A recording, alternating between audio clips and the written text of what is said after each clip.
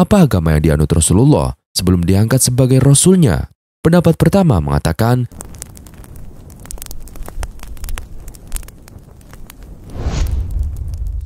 Assalamualaikum warahmatullahi wabarakatuh.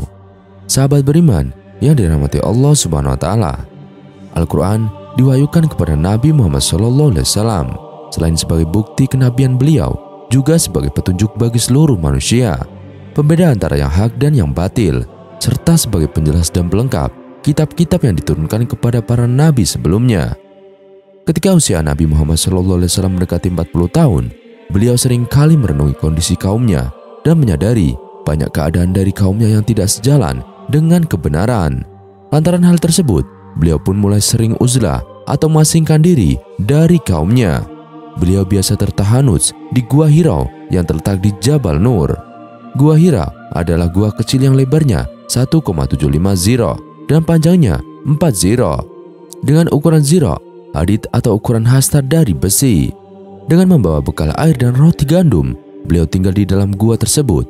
Di sana, beliau menghabiskan waktu untuk beribadah dan banyak merenungi kekuasaan Allah di alam raya yang begitu sempurna. Selama perenungan tersebut, beliau juga semakin menyadari keterpurukan yang dialami oleh kaumnya. Banyak dari mereka yang terbelenggu dan tidak bisa terlepas dari keyakinan-keyakinan syirik.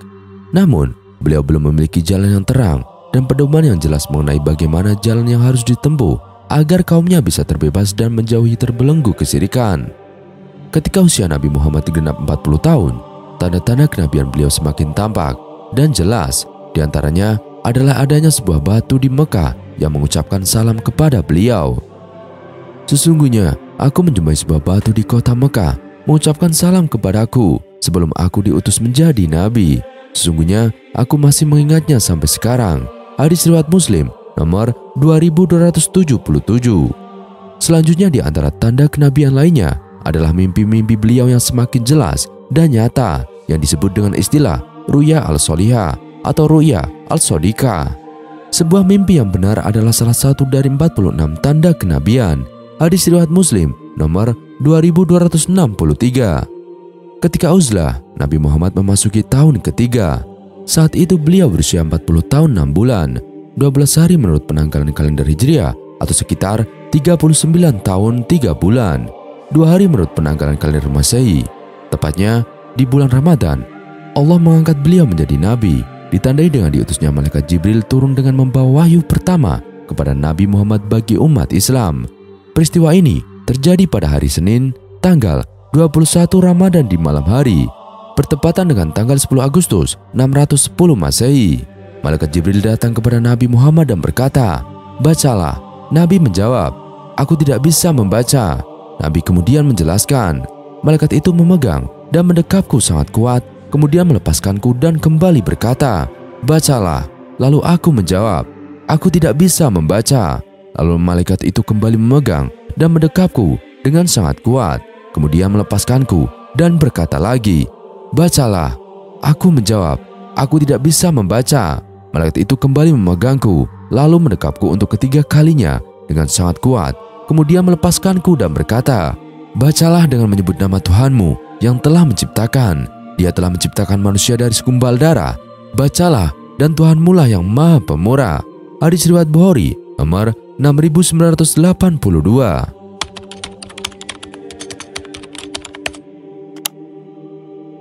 Ada perbedaan pendapat dari para ulama terkait agama syariat yang dianut Nabi Muhammad SAW sebelum diangkat menjadi Rasulnya. Pendapat pertama mengatakan bahwa Muhammad SAW mengikuti milah Ibrahim atau Hanifiyah. Pendapat kedua menyatakan bahwa Nabi Muhammad SAW tidak beribadah dan tidak mengikuti ajaran apapun. Terlepas dari dua pendapat tersebut, jelas bahwa Muhammad SAW bersih dari dosa. Ajaran masyarakat Arab Jahiliyah yang kala itu merupakan masyarakat paganisme yang menyembah banyak patung yang dianggap mereka sebagai dewa-dewanya. Muhammad SAW sendiri mendapatkan julukan Al-Amin karena beliau terkenal sebagai orang yang amanah, jujur, dan dapat dipercaya. Karena hal inilah kemudian Khadijah radhiyallahu anhuma terpikat hatinya dan kemudian dapat menikahi beliau.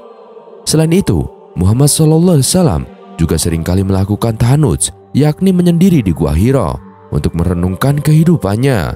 Hal ini bagaimana diceritakan Aisyah radhiyallahu anhuma, Nabi sallallahu alaihi wasallam menyendiri di Gua Hira melakukan tahanut. Hadis riwayat Bukhari. Menurut Al-Hafiz Ibnu Hajar, tahanut sendiri bermakna yang pertama yaitu mengikuti ajaran Hanifiyah atau mengikuti ajaran dan milah Ibrahim alaihissalam. Yang kedua, menjauhi dosa. Menurut Quraish Shihab, Hanif berarti lurus atau cenderung kepada sesuatu. Dalam hal ini, Hanif berarti mengikuti ajaran Nabi Ibrahim alaihissalam yang lurus, tidak bengkok, tidak memihak kepada pandangan hidup orang-orang Yahudi, dan tidak juga mengarah kepada agama Nasrani. Sebagaimana firman Allah, Ibrahim bukan seorang Yahudi dan bukan pula seorang Nasrani, akan tetapi dia adalah seorang yang lurus lagi berserah diri kepada Allah, dan sekali-kali bukanlah dia termasuk golongan orang-orang musyrik. Quran Surat Ali Imran ayat 67. Sementara menurut Hamka dalam tafsir Al-Azhar menjelaskan, kata Hanif diterjemahkan sebagai lurus, yakni tidak mengikuti ajaran Yahudi maupun Nasrani, dan tidak menganut politisme atau menyembah berhala yang waktu itu lazim dianut masyarakat Arab jahiliyah. Berkaitan dengan kondisi sebelum Muhammad SAW diangkat sebagai rasulnya, Muhammad Hussein Haikal, penulis sejarah hidup Muhammad, atau menjelaskan bahwa tahanut berasal dari akar kata Hanif yang berarti cenderung kepada kebenaran, meninggalkan berhala dan beribadah kepada Allah serta menjauhi perbuatan syirik. Beliau sering melakukan tahanut pergi ke Gua Hira pada bulan Ramadan setiap tahunnya dengan membawa sedikit bekal. Beliau merenung, berpikir, mencari kebenaran, menjauhkan diri dari segala kesibukan hidup dan keributan manusia. Demi mencari kebenaran tertinggi semata, kala itu beliau percaya bahwa masyarakat Arab jahiliyah telah sesat dari jalan yang benar. Hidup kerohanian mereka telah rusak karena tunduk khayal kepada berhala-berhala dan kepercayaan-kepercayaan mistik tahayul, di mana kepercayaan-kepercayaan mistik tahayul tersebut seringkali dikritik oleh kaum Yahudi dan kaum Nasrani. Akan tetapi, apa yang terkandung dalam ajaran Yahudi dan Nasrani juga tidak sejalan dengan kebenaran dan hanya penuh dengan spekulasi dan perdebatan tak berguna. Sudah pasti tidak bisa mengharapkan mencari kebenaran dari kaum musyrik maupun ahli kitab atau Yahudi dan Nasrani. Kegiatan tahanut tersebut dilakukan Nabi Muhammad SAW hingga menjelang usia 40-an. Beliau membebaskan dirinya dari segala kebatilan, menghadapkan dirinya kepada jalan yang lurus, kepada kebenaran yang abadi, menghadapkan dirinya kepada Allah dengan seluruh jiwanya agar dapat memberikan hidayah dan membimbing masyarakatnya yang hanyut dalam lembah kesesatan. Hingga turunlah firman Allah yang pertama kepada beliau, yakni Quran Surat Al-Alaq ayat 1-5. Dari sinilah kebenaran hakiki yang selama ini beliau cari terbuka untuk membuka jalan bagi beliau membimbing masyarakatnya dari kegelapan menuju cahaya terang benderang, menuju keselamatan hakiki di dunia dan juga di akhirat.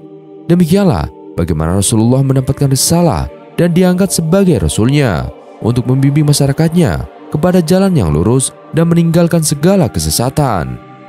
Dari sini kita bisa belajar bahwa ketulusan hati untuk mencari kebenaran hakiki akan mengantar seseorang menuju jalan yang lurus. Tentu saja ketulusan hati ini tidak boleh dinodai oleh hasrat atau nafsu dan kepentingan tendensius yang seringkali menyesatkan. Dimanapun Anda berada, bahkan jika Anda tinggal di lingkungan yang kotor atau toksik, jauh dari cahaya Rabbani, selama Anda memiliki kebulatan tekad untuk mencari jalan yang lurus, insya Allah Anda akan mendapatkan hidayahnya yang membimbing Anda menuju jalan yang lurus dan diridhoinya. Bukankah Nabi Muhammad SAW hidup di tengah masyarakat jahiliyah, namun beliau tetap bersih dari dosa atau jahiliyah, bahkan dibimbingnya sebagai utusannya. Bahkan jauh sebelum itu, paman beliau atau Ibrahim alaihissalam mencari kebenaran hakiki, mengamati alam semesta di sekitarnya, merenung dan berpikir hingga beliau menemukan kebenaran sejati bahwa Tuhannya ialah Allah yang Maha Esa dan tidak mempunyai sekutu. Beliau bisa mencapai kebenaran itu meskipun hidup di masyarakat Babilonia yang penuh dengan kesesatan. Semua orang di lingkungan Nabi Muhammad SAW sebelum datang wahyu tentu saja beragama sesuai dengan nenek moyang masing-masing. Di Mekah saat itu, hampir mayoritas penduduknya menuhankan Allah Subhanahu wa Ta'ala, tetapi sambil menyembah berhala. Beberapa orang dengan jumlah sangat sedikit beriman pada agama Yahudi atau pada agama Kristen. Beberapa yang lain beriman secara tauhid atau mengesahkan Allah Subhanahu wa Ta'ala yang disebut sebagai hunafa atau orang-orang yang lurus. tetapi tanpa terikat dengan agama tertentu. Nabi Muhammad SAW tentu saja bergaul dengan masyarakat sekitar. Semua sumber sejarah memastikan bahwa relasi Nabi dengan mereka sangat baik, dipercaya, jujur, dan selalu menolong orang. Keluarga, tetangga, dan masyarakat seringkali menitipkan barang mereka untuk menyimpannya. Bahkan setelah Nabi memperoleh wahyu, dan mereka tetap masih tidak beriman dengan Islam yang Nabi bawa. Dengan perilaku ini, Nabi Muhammad SAW kita kenal dengan julukan Al-Amin, atau orang yang jujur, amanah, dan terpercaya. Pernyataan Khadijah radhiyallahu anhuma tentang akhlak Nabi dengan orang yang berbeda agama sangat jelas mengenai hal ini. Beliau selalu berkata benar, tidak berbohong, amanah, jujur, menyambung persaudaraan, menghormati tamu, dan menolong orang. Sahih Al-Bukhari, hadis nomor 5005. Akhlak inilah yang membuat Khadijah radhiyallahu anhuma jatuh cinta.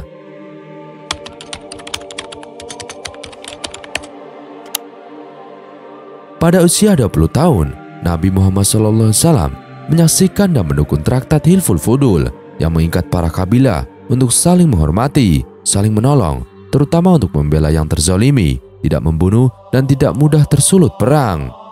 Pada usia 35 tahun, Nabi mendapatkan kepercayaan dari para tetua kabilah untuk mendamaikan pertengkaran mereka tentang siapa yang paling berhak memindahkan batu hitam mulia atau Hajar Aswad akibat banjir bandang. Dengan akhlak ini, Khadijah radhiyallahu anhuma merekrut Nabi Muhammad SAW untuk mengelola usaha ekspor impornya. Dan karena akhlak inilah, ia yang berusia 40 tahun melamar Nabi yang berusia 25 tahun untuk menjadi suaminya. Akhlak Nabi adalah Al-Amin dengan semua orang yang berbeda-beda agama, di Mekah yang menyembah berhala, di perjalanan berdagang dengan berbagai orang, dan di Syria yang banyak penganut agama Kristen. Apa yang dilakukan Nabi Muhammad SAW dan Nabi Ibrahim alaihissalam membuktikan kepada kita bahwa lingkungan yang rusak bukanlah halangan bagi seseorang untuk mencari kebenaran hakiki, mencari jalan hidup yang lurus, atau siapapun bisa mencari hidayah selama mereka mau berusaha dan tulus mencarinya.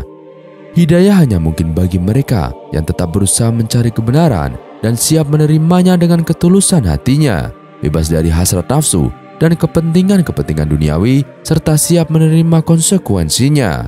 Wallahu a'lam bishawab.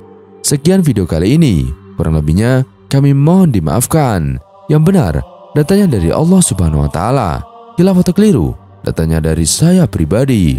Wassalamualaikum warahmatullahi wabarakatuh.